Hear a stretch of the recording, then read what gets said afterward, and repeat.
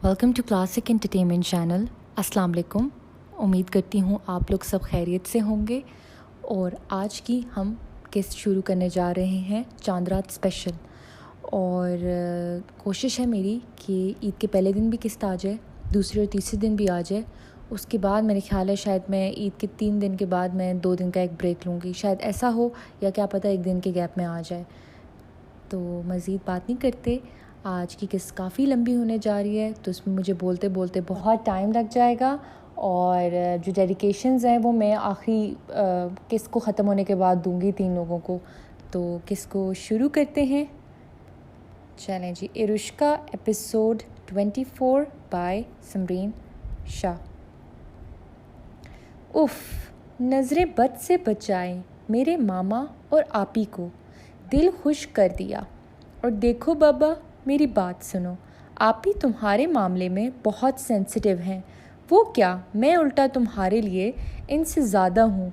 तो अगर तुम्हारा नुकसान होगा तो समझो हमारा होगा। मेरे पास 4, तुम्हें मिलाकर 5 औलादें हैं।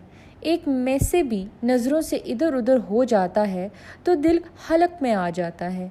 तो आपी और मामा की तो तुम एक ही जान हो, तो इनकी डांट पे ये ना समझा करो, इन्हें बेटा चाहिए। मामा ने क्या तुम्हारे बाद इस दुनिया में किसी को आने दिया? इससे ही इनकी मोहब्बत का अंदाज़ा लगा लो। इरहा पहले आ गई थी हदाद और बख्तावर के घर। मम्मी और पापा ने शाम को देर से आना था। अभी वो बख्तावर के साथ किचन में बैठी इसके हाथ के बनाए डम्बलिंग्स खा रही थी, तो बख्तावर रात के खाने की तैयारी करते हुए इसे समझा रही थी। जानती हूँ, और मैं काफ़ी शर्मिंदा भी हूँ, मगर मम्मी को समझना चाहिए ना कि जिस फील्ड में मैं जा रही हूँ वो समझो मौत का कुआं है। बच गए तो ठीक है, नहीं बच्चे तो गम ना खाएं। अब तुम बुराक की तरह आर्मी में नहीं हो, ये बिज़नेस इलीगल है इरू, इसमें सारी लिमिट्स क्रॉस करनी होती हैं। मेरी मानो तो जो डिग्री हासिल करी हो उसी में रहो, और मामा की हेल्प करनी है ऐसे करो। इनको इन्फो लीक्स करके जितनी मदद तुम कर सकती हो इतनी कोई नहीं करता। सिर्फ बख्तावर को ही पता था कि इरहा को थोड़ी बहुत हैकिंग आती है और वो अब मज़ीद इसमें तालीम हासिल करेगी। ये काफ़ी नहीं है आपी, कल को मेरी भी फैमिली होगी, मुझे इनकी हिफाजत करनी होगी। मेरे पास ताकत और प्रैक्टिस नहीं होगी तो मैं क्या करूँगी? और फिर दुनिया में नाहक जुल्म हो रहे हों वो, तो फिर किस पे इंसार करूं कि हाँ तुम मसले ठीक करो? और वो पता नहीं करता है या नहीं। हम किसी की नीयतों को जानते तो नहीं बैठे। जो बंदा खुद काम कर सकता है ना, वो कोई नहीं करता। बख्तावर कुछ कहने ही लगी थी कि पीछे से हदाद आया। और जो बंदा अपने काम से काम रखता है ना, वो ज़्यादा बेहतर होता है। अपनी जान को नज़रअंदाज करना भी इंसानियत पर जुल्म है। अपने आप को बचाओगी तो दूसरों को बचा सकोगी। इरहा और बख्तावर फ्रीज कर गई कि हदाद ने पूरी बात ना सुन ली हो। मुड़ कर देखा तो हदाद तन से इसे देख रहा था। मॉर्निंग स्टार, क्या मेरा वॉलेट ला सकती हो? बख्तावर कुछ तेज़ी से कहने ही लगी कि हदाद ने इसे आंखें दिखाई। उफ़, कभी खुद काम ना कीजिएगा, मुझे तो नौकरानी बना दिया है। वो तेज़ी से बोलती सब काम छोड़कर चली गई। जो लेक्चर देना था आप इनके सामने दे सकते थे।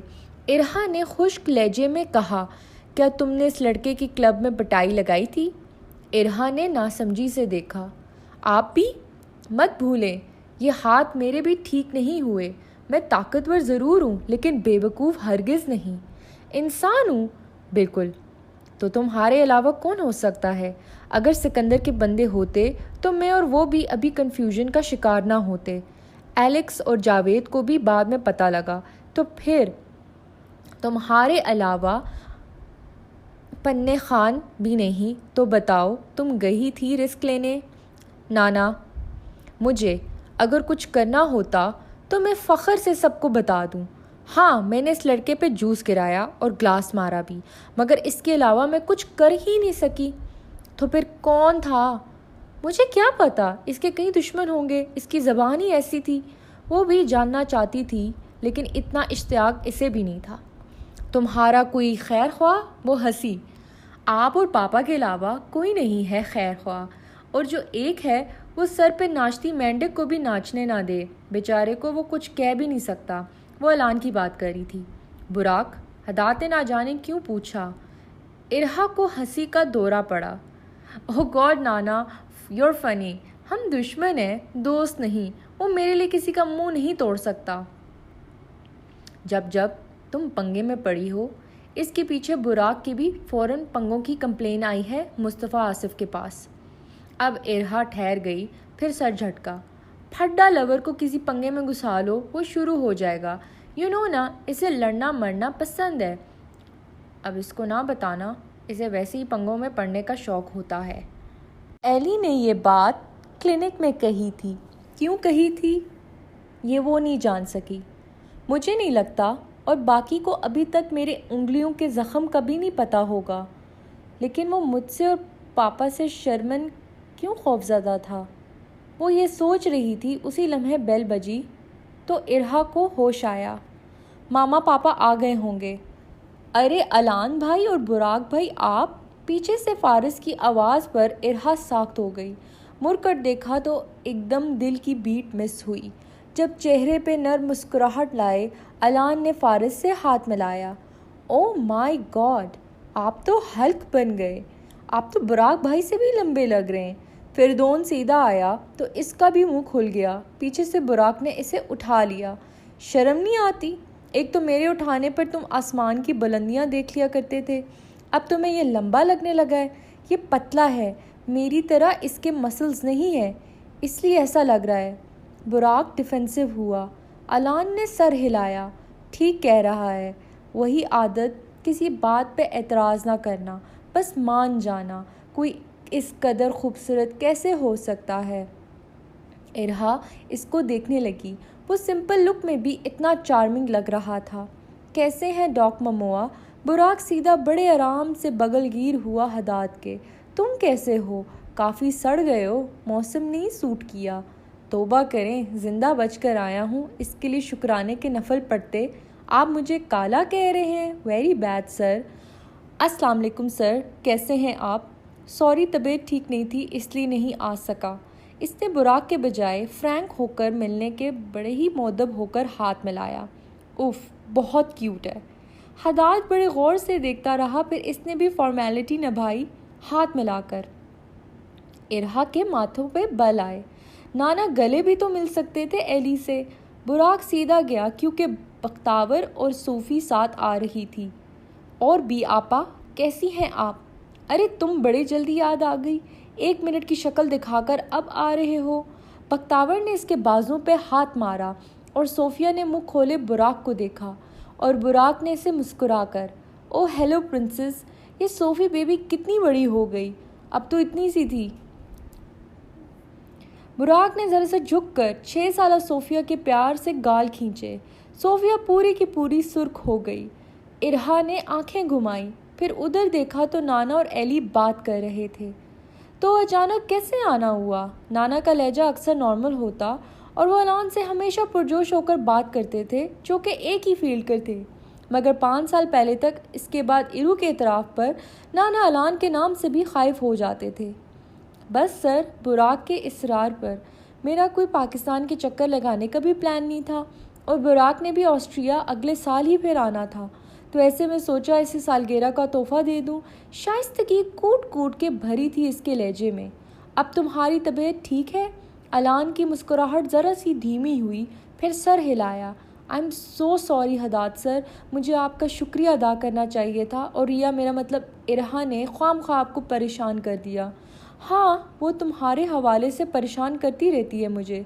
जी? अब वो तो हैरान हुआ। तो इरहा को तेज़ी से उठना पड़ेगा। वैसे ऐसा क्या किया था तुमने कि मेरी 13 साला इरहू ने तुमसे हदात बोलने लगा कि इरहा पीछे से आई, और इसने हदात को तेज़ी से पीछे करके अपनी तरफ खींचा। नाना वो देखें, सोफ़ी गिर गई। इरहा इतनी तेज़ी से बोली कि अलान ने ना समझी से देखा। पता नहीं खुद इसका भी चेहरा परेशानी में तब्दील हो गया था कि इरहा को डर लगने लगा कि नाना ममुआ बता ही ना दें एली को कि जब वो छोटी थी तो वो एली से शादी करना चाहती थी। हदाद ने मुड़कर तड़प कर देखा, मगर सोफ़ी बड़े शाय होकर बुराक से बात कर रही थी। हदाद ने बड़े गौर से देखा, फिर मुड़कर इरहा को सख्त नज़रों से घूरा। इरहा ने भी मज़ीद बड़ी बड़ी आंखें दिखाई और इशारा किया कि अगर आपने एली को कुछ कहा तो मुझसे बुरा नहीं होगा। अलान भी गौर से इरहा को देख रहा था कि रिया इतनी घबराई हुई आई और झूठ क्यों बोला, वो भी सफ़ेद झूठ। मैं किसी के हाथ मरूं ना मरूं, तुम्हारे हाथों ज़रूर मरूंगा, हदाद बोला। चले ना पापा, देर हो रही है, मुझे ड्रॉप कर दें। फरीदौन अब तैयार होकर आया। मैं नहीं जा रहा, ये भाई लेकर जा रहे हैं तुम्हें, ये तुम्हारे दोस्तों के साथ फ़न करेंगे। अब इरहा का भी मुंह खुला। सच्ची? वाओ, फिर तो बहुत मज़ा आएगा। हमें तो बिल्कुल भी नहीं आएगा, पीछे से बुराक इसके बाल बिगाड़ते हुए बोला। इरहा, आपसे 2 मिनट बात हो सकती है? अलान इस दौरान इससे बोला। आप? इतना फॉर्मल किसने होने को कहा था? पापा के सामने तो मैडम ही ना बोल दे ये शख्स। उफ, इतना सादा है इसका दोस्त। हाँ क्यों नहीं, मुझे बताया नहीं तुम लोग आ रहे हो और फरीद के साथ मज़े करने जा रहे हो। हाँ तो तुम भी चले जाओ साथ, बख्तावर एकदम बोली। हदाद ने दांत पीसे। बख्तावर? क्या? इरू की तबीयत ठीक नहीं है इसलिए कह रहा हूँ। अब सबके सामने ये तो नहीं कह सकता था कि इसे एतराज़ है। ओहो, नहीं जा रही आज, मैं बहुत थकी हुई हूँ। इरहा ने आंखें घुमाईं। अलान बिल्कुल खामोश था। ओए तुम्हारे हाथ को क्या हुआ है आड़ू? बुराक की नज़र अब इरहा के हाथ पे गई तो तेज़ी से बोला। फड्डा, वो भी अकेले अकेले? इरहा बड़े गौर से बुराक को देख रही थी। बड़ा देर से पता लगा। खैर आओ एली, फिर तुम चले जाओगे ना? हदाद कुछ कहने वाला था कि बख्तावर बोली। जेजिन ममुआ, जल्दी से मेरे बेटे को पैसे निकाल कर दें।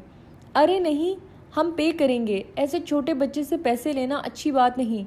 इस दौरान अलान बोला। बुराक ने आंखें घुमाई। बस अच्छा बनना है इसने अपने फ्यूचर के ससुराल वालों के सामने। नॉनसेंस, मैं पे कर रहा हूँ। हदाद भी तेज़ी से बोला। सर शर्मिंदा ना करें। अलान रुक कर इनकी तरफ मुड़ा। आपने फरीदौन को भाई समझकर बुलाया है हमें, फरीदौन के भाई समझकर बुलाया है हमें, तो हमारी तरफ से छोटा सा गिफ्ट ही समझें। हदाद भी गौर से देखता रहा। जाहिर है मेरी बच्ची तुम्हें मेरे पैसों का करोड़ों का गिफ्ट दे सकती है, तो मैं क्यों इतना लड़ रहा हूँ, पे करने देता हूँ। देखता हूँ तुम इरहा के लिए क्या कर सकते हो। फिर इसकी खामोशी को रजामंदी समझकर बाहर आए तो इरहा ने इसे देखा। तुम कितने मेसने हो गए हो एली, बताया नहीं तुम बख्ता आपी के घर आ रहे हो। मुझे लगा तुम्हें पता होगा। वैसे हदाद सर का तुमने मुंह क्यों बंद किया, वो क्या कहने वाले थे? इरहा एकदम फ्रीज कर गई। अच्छा नहीं, मुझे लगा सोफ़ी गिर गई होगी। वैसे बुराक पे से क्रश है, तुम्हें पता है? अलान ने हैरानगी से देखा, फिर नकली खांसी मुंह पे हाथ रखकर की। ओ वेल, चलो कोई तो बुराक को पसंद आया। कौन बुराक को पसंद नहीं करता? वैसे किसकी बात हो रही है? इरहा ने बात बदली और बुराक बीच में आ गया। अब क्या पूछता अलान? कोई नहीं, तुम्हारा साया भी ना पसंद करे। हाथ के साथ खोपड़ी भी तोड़वा आई हो आड़ू। वैसे कौन है वो शख्स? मैं इसका शुक्रिया अदा करना चाहता हूँ कि अब यह हमारे साथ पेरिस नहीं जाएगी। इरहा तपने वाली थी जब इसकी आखिरी बात पे रुक गई और अलान ने इसे टोका। बुराक, बिहेव। क्या मतलब? पेरिस? मैंने कब जाना था? अलान ने गहरा सांस लिया। कुछ नहीं रिया, मेरे अगले मंगल को फ़्लाइट है। तो मीरू ने सोचा कि हम सब कल डिज़नीलैंड हो आएँ। इसने तुम्हारा और दुआ का नाम लिया था और इरहा ने इसकी बात काटी। 1 मिनट, तुम जा रहे हो वापस? वो इसकी बात पर चुप हो गया। बुराक ने इन दोनों को देखा। लग रहा था इसके भाई की पिटाई होने वाली थी। मैं ज़रा गाड़ी निकाल लूँ, आ जाना तुम। बुराक पहली बार समझदारी का मुजाहरा करते हुए यहाँ से निकला। एली, तुम अभी आए थे और तुम 4 दिनों में वापस जा रहे हो? 5 दिन, इसने जवाब दिया आहिस्तगी से। डजंट मैटर, वो फटी, अभी तो जी भर के देखा नहीं था और वो वापस जा रहा था। और अब तुम कल पेरिस चले जाओगे, जाहिर है 2 दिन तो वही गुजारोगे, फिर वापस आओगे। तो 3 दिन बचे, ये भी एहसान क्यों कर रहे हो? सीधा कैलिफोर्निया की फ़्लाइट ले लो। वो बिगड़ी बुरी तरह। यहाँ वो इसके साथ ठेरो प्लान्स बनाने का सोच रही थी कि अलान बुराक की तरह कम से कम महीने के लिए आएगा, मगर वो तो एक ही सांस में आया और एक ही सांस की मोहलत में वापस जा रहा है। रिया, मेरा काम था, मैं तो बस शॉर्ट विजिट पे आया था, तुम खफा ना हो, मैं फिर आ जाऊंगा। इरहा को गुस्सा आया। दिल किया इस आदमी का गिरबान झंझोड़े कि वो इसके एहसासात कभी नहीं समझेगा। ज़रूरत नहीं है, मत ही आना, और अगर आना तो मेरे पास ना आना। इरहा जाने लगी जब अलान ने इसका ठीक हाथ का बाजू पकड़ा। इरहा इतने मजबूत गर्म गिरफ्त के लिए तैयार नहीं थी। खून की गर्दिशों में तेज़ी आ गई। ऐसे मत कहो रिया, मैं सबसे पहले एयरपोर्ट से उतरा तो तुम्हारे पास आया। मेरे खुलूस और दोस्ती पे शक ना करो। इरहा ने अपना बाजू छुड़वाया। अलान का चेहरा उतरा। तुम बदल गए हो एली। तुमने एक बार भी ढंग से मेरे से बातें करना तो दूर, मेरे घर भी विजिट करने नहीं आए, मम्मी से भी नहीं मिले। पापा को तो छोड़ ही दो, तुम बातें छुपाते भी हो। जो जो शिकवा ज़बान पे आया उसके सामने कर दिया। अच्छा, तुम एक काम करो, हमारे साथ कल पेरिस चलो।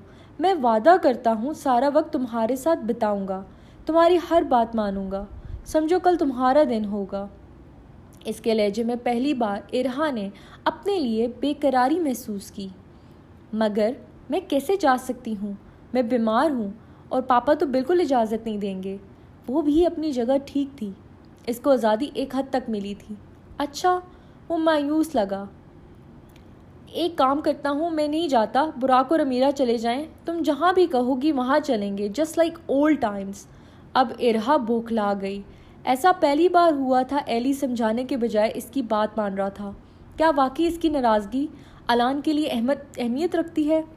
नहीं, ऐसे मत करो, अमीरा का मूड ख़राब हो जाएगा। मैं देखती हूँ, मैं भी ज़्यादती कर रही हूँ तुम्हारे साथ। वैसे क्या जाता तुम अगर इधर आ जाते? पढ़ाई काफ़ी नहीं थी क्या? अलान इसको दिखता रहा। इसकी नीली ग्रे आंखों में एक रंग गुजरा था जिस पे इरहा ने नासमझी से देखा। तुम बहुत अच्छी हो रिया, बड़ी अजीब बात मुंह से निकली थी। हाँ, मगर तुम भी हो, लेकिन तुम इस मामले में बैड बॉय निकले। अलान ने सर इस बात में हिलाया। मैं वाकई बुरा हूँ रिया, तुम ठीक कहती हो। अलान भाई, अब आ भी जाएं, देर हो रही है। बुराक की गाड़ी के शीशे से मुंह निकालकर पीछे बैठे फेरिदोन ने आवाज़ दी। इसके साथ फारिस खाली जा रहा था। तुम भी चलो, मैं नहीं चाहता तुम इस पर भी शिकवा करो। इरहा हंसते हुए नफ़ी में सर हिलाने लगी। इट्स ओके एली, तुम जाओ, पापा और मम्मी को भी आने वाले हैं। मैं थोड़ी सी थकी हुई हूँ। दर्द तो नहीं हो रहा? हाँ हो रहा है एली, मगर जहाँ हो रहा है इसको डायग्नोस करने में तुम्हें वक्त लग जाएगा। नहीं, जाओ, और कल का ट्रिप मेरी वजह से कैंसिल ना करो। इसने भी समझदारी का मुजाहरा किया। तुम्हारे लिए कर सकता हूँ रिया। फिर वो एक गर्म निगाहों से देखता चला गया। इरहा इसकी पुश्त देखने लगी। इस हाथ के साथ जाऊं, वरना फिर पता नहीं कब आए, और मुझे इस क्रिस्टी बहन को भी बचाना था। इसका फ़ोन बज़ हुआ। देखा तो अननोन नंबर से मैसेज आया था। मैं क्रिस्टी, मैंने फ़ोन ख़रीद लिया है। मुझे पता चला कि बहुत बड़ा कसिनो इवेंट एतवार की रात को हो रहा है। लाजमी उस दिन मेरी बहन का सौदा होगा। प्लीज़, मैं उम्मीद करती हूँ तुमने मेरे साथ मजाक नहीं किया होगा। इरहा ने गौर से पढ़ा, फिर कुछ सोचा। इतवार, फ़ोन ठूरी पे रखे इसने देखा पापा की बेंटली आ रही थी। इसने फिर जवाब दिया, तुम फिक्र ना करो, तुम्हारी बहन इतवार के 2 बजे तक तुम्हारे पास होगी, ये मेरा वादा है। अलान मुस्तफ़ा। मेरी रिया नहीं जा रही थी। इसका साफ साफ मैसेज आ गया कि इसके पापा ने इनकार कर दिया है। वो हरगिज़ नहीं मान रहे। इसने सारी कोशिशें कर डाली, मगर कोई फ़ायदा नहीं हुआ। कोई भी वहाँ मौजूद इन्हें मना नहीं सका। इसने कहा वो इसकी वजह से ट्रिप कैंसिल ना करे। मेरा दिल मानो इतना बुरा हुआ कि जो चीज़ मैंने सलीके से अपने बेडरूम में सेट की, इसे तहस नहस कर दूं। वो भी नहीं कर सकता था तो बार बार बेडशीट को स्टीम मारते हुए इसकी सिलवटें ठीक कर रहा था। 1 घंटे में निकलना था। दुआ के आने का इंतज़ार था। पैकिंग तो रात को ही कर दी थी, ज़्यादा नहीं की, मगर मेरा चूँकि सफाई का प्रॉब्लम था तो मेरी सफाई का सामान अलग तकिया, कंबल और बेडशीट की वजह से भर गया था। रिया नहीं जा रही, मेरी रिया नहीं जा रही। वो खफा है। मैंने इसे परेशान किया। दिल कर रहा था ये गर्म स्टीम अपने हाथों पे रख दूं, बल्कि अपनी ज़ुबान पे। वो कितना खुश थी मेरे आने पे, और जबकि मैं मुसलसल इसे हर्ट कर रहा था। दरवाजे पे नॉक हुई तो मैं होश में आया। देखा तो मम्मी थी, ब्लू शलवार कमीज़ में, आम से हुलिये में, वो खुले बालों में बहुत प्यारी लग रही थी। दुआ आ गई, चलो खैर खैरियत से जाना। मैं नहीं जाना चाहता, रिया नहीं होगी मम्मी। मैं बच्चों की तरह रूठ कर कहना चाहता था, ये सिकंदर भा को क्या मसला है, क्यों वो रिया और मेरे बीच रुकावट डाल रहे हैं। खा थोड़ी जाऊंगा। तुम्हारा कोई भरोसा नहीं है अलान, वो बाप है और दूर अंदेश है। क्या हुआ मेरी जान? मम्मी को महसूस हो रहा था कि मैं कल रात से बड़ा चुप था। पता नहीं, वैसे मैं बोलता नहीं हूँ, मगर वो माँ थी, इतना तो समझ सकती थी। कुछ नहीं मम्मी, मैंने सर झुकाकर कहा। ब्लू जीन्स और ग्रे पोलो टी शर्ट में कॉलर के बीच ग्लासेस लगाए जाने को तैयार था बस। क्या बात है, तुम्हारा दिल था कि इरहा भी जाए? मैंने अपनी हैरत पे काबू पाया। नहीं, इससे वैसे भी जाना नहीं था, इसकी तबीयत ठीक नहीं थी। मैं भी सेल्फिश हो रहा था, लेकिन मैं क्या करूं, नहीं बर्दाश्त होता इसको खफा करना। हाँ, मैं भी सोचूं, मेरा बेटा तो अब बड़ा हो गया है। बचपन में और बात होती थी कि तुम इसके बगैर कहीं नहीं जाते थे। अब तो तुम और इरहा की सोचों में तब्दीली भी हो गई होगी। बस बच्ची में अभी तक बचपना है। दुआ है इसका दिल लड़कियों के कामों में लगे। वाकई में मम्मी, सोचें बदली हैं, इसकी नहीं मेरी। मैं बहुत ख़तरनाक हो गया हूँ इसके लिए।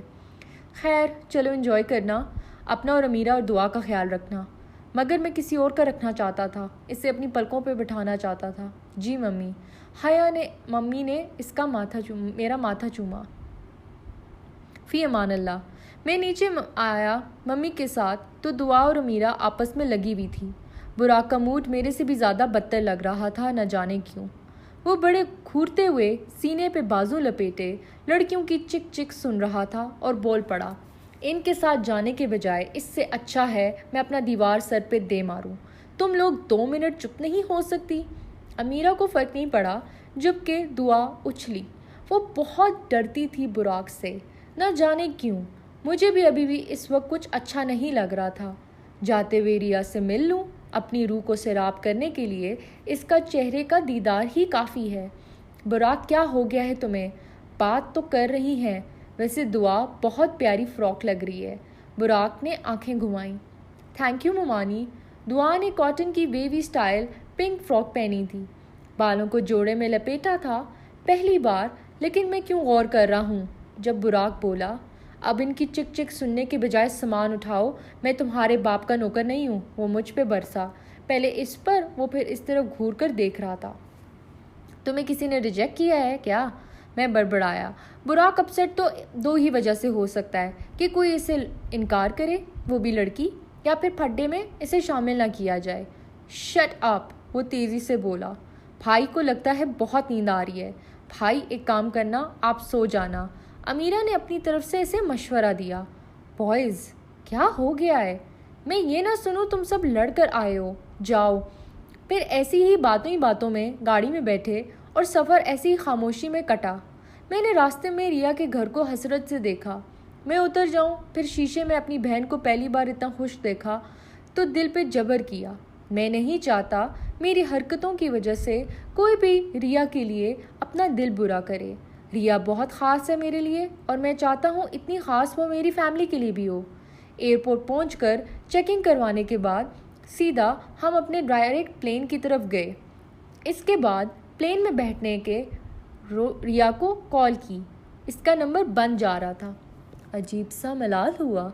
इसके बाद इसे मैसेज छोड़ा, तुम बताओ तुम्हें क्या चाहिए पेरिस से? जो कहोगी वो ले आऊँगा, 1-1 मिनट की अपडेट दूंगा। फिर एक और मैसेज किया, रिया मैं हफ्ते की रात को वापस आ जाऊंगा, फिर इतवार और पीर सारा वक्त तुम्हारे साथ स्पेंड करूंगा। बुराक मेरे साथ आकर बैठा। देखा तो दुआ की बेल्ट में इशू हो गया था। भाई हेल्प कर दें दुआ की। कब से लगी है भाई, तो इग्नोर करें। अमीरा ने मुझे बुलाया। मैं उठने ही लगा तो बुराक ने रोका। सीधा इस तरफ गया दुआ की बेल्ट ठीक करने। मैंने शीशे की तरफ देखा, फिर वो 2 मिनट में वापस आया। वुमेन, वो बड़बड़ाया। क्या हुआ है तुम्हें? मैं भी बड़बड़ाया। कुछ भी नहीं।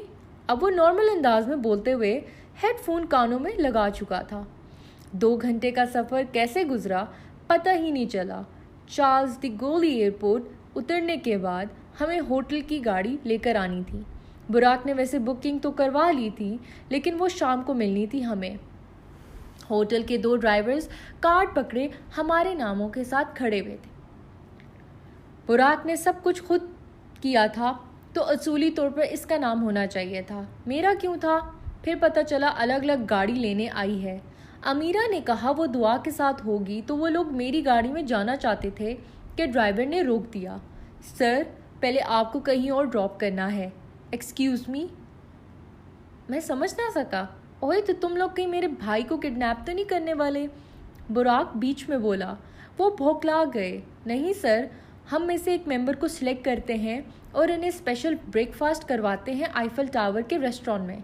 इसकी बात पर मेरी भवें ऊपर हो गई। मगर अकेले अकेले क्या ख़ास बात है, हम भी चलें? नहीं सर, सिर्फ मिस्टर अलान सेलेक्ट हुए हैं। कुछ तो गड़बड़ थी, लेकिन ऐसा होता है, कॉम्प्लीमेंट्री में कुछ ना कुछ अमीरजादों को खुश करते हैं ये लोग। कहीं फ्रांसी लड़की ना हो नाश्ते के दौरान। नो वे, मैं नहीं जा रहा। आई एम सॉरी, मैं थका हुआ हूँ, आप मेरे भाई को ले जाएं। आई एम श्योर ये एंजॉय करेगा। मैंने साफ इनकार कर दिया। रिया के अलावा मैं हर किसी के लिए बीबा हूँ। काश रिया तुम मेरे साथ होती तो हम मिलकर वहाँ नाश्ता करते। बुराक भाई, हम भी चलेंगे, आप बेशक पे कर देना। अमीरा ने ज़िद डाल दी। दुआ अलबत्ता खामोश थी। बच्चियाँ नहीं जाती वहाँ, चुप करो, बुराक ने डांटा। अलान भाई, आप ले जाएं हमें प्लीज़। अमीरा ने मेरा हाथ पकड़ लिया। एक काम करते हैं, सब चलते हैं, फिर तुम मेरा पैकेज ले लेना, बाकी मैं पे करूँगा। फिर एक गाड़ी में मैं और दुआ, जबकि दूसरे में अमीरा और बुराक सीधा वहाँ पहुँचे। पेरिस में कई दफ़ा आ चुका हूँ, लेकिन इस बार मैं सचमुच रिया के साथ आना चाहता था। इसको हॉट चॉकलेट और क्रोसॉन्ट अपने हाथों से खिलाना चाहता था। हम सब उतरे। मैं एक शावर लेना चाहता था, लेकिन सीधा यहाँ आ गए। ग्रेट, और धूप भी थी आज। यहाँ के पब्लिक रेस्टरूम तो मेरे लिए सबसे बड़ा डरावना ख्वाब थे, इसलिए मजबूरन वाइप्स, डियो और सैनिटाइज़र पे इक्तफा किया। मैं चल रहा था जब ठहर गया। I can smell it, Turkish rose. मैं सीधा चलते हुए इर्द गिर्द देखने लगा। आज रश ज़्यादा था, इसलिए कोई नज़र नहीं आ रहा था, मगर ये खुशबू मुझे आ रही थी। क्या पता कोई और वही परफ्यूम लगाता हो जो रिया लगाती है। नो वे, ये स्पेशल थी। सीधा दूसरी तरफ मुड़ा। वो सब अपनी धुन में जा रहे थे, जबकि मैं इस खुशबू की तरफ। फिर जब वो कहीं नज़र नहीं आई तो मुड़ा, तो मेरे सामने और कोई नहीं, रिया खड़ी थी मुस्कुराते हुए। मैं उछला और दिल पे हाथ रखकर हल्का सा चीखा, ओ गॉड रिया, क्या तुम मेरे अब इल्यूजन में भी आने लगी हो? इरहा एकदम खिलखिला कर हंसने लगी, वो भी एक हाथ मुंह पे रखकर। 1 सेकेंड।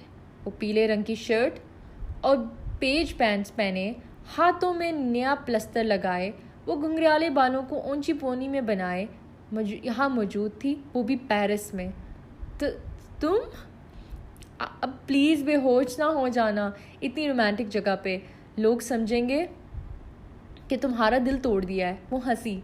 दिल तो तुमने मेरा मुट्ठी में लिया है रिया, तुम वाकई मेरे लिए आ गई। जारी है। उम्मीद करती हूँ आपको किस्त पसंद आई होगी, और ये मैंने बहुत लंबी किस्त लिखी है। आगे की किस्त बहुत इंटरेस्टिंग होने वाली है, and I must say it's gonna be little bit भी क्या, कुछ लोग तो आके कहेंगे ही, बहुत रोमांटिक होगी। और जो है इनका पेरिस, ऑब्वियस ही बात है, मैं पेरिस में लाई हूँ, and Paris is not a normal place. और फिर जो लोग कह रहे हैं कि ये थोड़ा सा they both are very advance from their father and mother, क्योंकि वो हैं। आप जो नई जनरेशन को देखोगे, वो अपने इजहार करने में और उनके अपने स्टाइल का, मोहब्बत करने का अंदाज़ अपने पेरेंट्स से बहुत मुख्तलिफ होगा। सो इनका इजहार, इनकी मोहब्बत, इनका romance is going to be all the new generation style. तो कोशिश है कि आप लोगों को डिलीवर करूँ और आप लोग सेटिस्फाई हों। और अगली किस्त जो है वो ईद स्पेशल होगी, अब या तो ईद के पहले दिन आएगी, दूसरे दिन आएगी। Please please please I request you, ये किस्त चांद रात स्पेशल है, अगर आप लोग 4K दे सकते हैं तो इंशाल्लाह ईद के पहले दिन किस्त आ जाएगी। अगर ना आई तो ईद के दूसरे दिन किस्त आएगी, फिर आप लोगों से मुलाकात होगी। और मैं डेडिकेशन देना चाहूँगी इन लोगों को, उम्मे अबीहा और मोहम्मद आमिन और अनाडोल, ये 3 लोगों को डेडिकेशन देती हूँ। और उसके बाद मैं आप लोगों को एक और मज़े की बात बताऊँगी। मैंने आप लोगों को कहा था कि मैं आपको ईदी दूँगी, अब मैं आपको बताती हूँ ईदी क्या। जो ईद स्पेशल वीडियो आएगी, जो ईद की 1 डे नंबर 2 डे नंबर 3 जो 3 किस्त आएंगी, 3 किस्त आ जाएंगी या 1 किस्त आ जाएगी, उसमें जो कमेंट करेंगे, और मुझे लंबे पैराग्राफ वाले कमेंट्स चाहिए, मतलब आपने जितना इरुष्का पढ़ा, आपको कैसा लगा, आपको कैसा मज़ा आ रहा है, आपका क्या एक्सपीरियंस था 24 या 25 किसने पढ़कर। तो जो लंबा कमेंट लिखेगा उसको, जो मुझे पसंद आएगा, मैं सिलेक्ट करूँगी और एक चूज़ करूँगी विनर फॉर रोयाई फिरदौस। और रोयाई फिरदौस जो है मेरी ई बुक, वो उनको मिलेगी with their additionals and extra scenes. ठीक है, ये क्या कहते हैं, 3rd विनर को मिलेगा। 2nd विनर जो है, जो सिलेक्ट होगा, उसको मिलेगी लाइब्रेरी की 1 हफ्ते की सब्सक्रिप्शन। और जो 1st विनर है उसको जिस दिन नूरे चश्माम, मेरी जो ई बुक है, जो लास्ट आतिश दिलम सीरीज़ जिन्होंने अगर पढ़ी है और जिन्होंने नहीं पढ़ी वो आतिश दिलम रोयाई फिरदौस पढ़ें। और उसके बाद जो है आपका नूरे चश्माम जिस दिन रिलीज़ होगा ना, वो रीडर सेलेक्ट होगा, उसको हर हाल में मिल के रहेगी। तो देर ना कीजिएगा, मुझे आपकी ईद पे जो अगली किस्त आने वाली है उसके बाद आपके लंबे पैराग्राफ और कमेंट्स का बहुत इंतज़ार है। और फिर जो विनर्स 3 सेलेक्ट किए जाएंगे and I am gonna gift them. फिर आप लोगों से मुलाकात होगी। अल्लाह हाफ़िज़।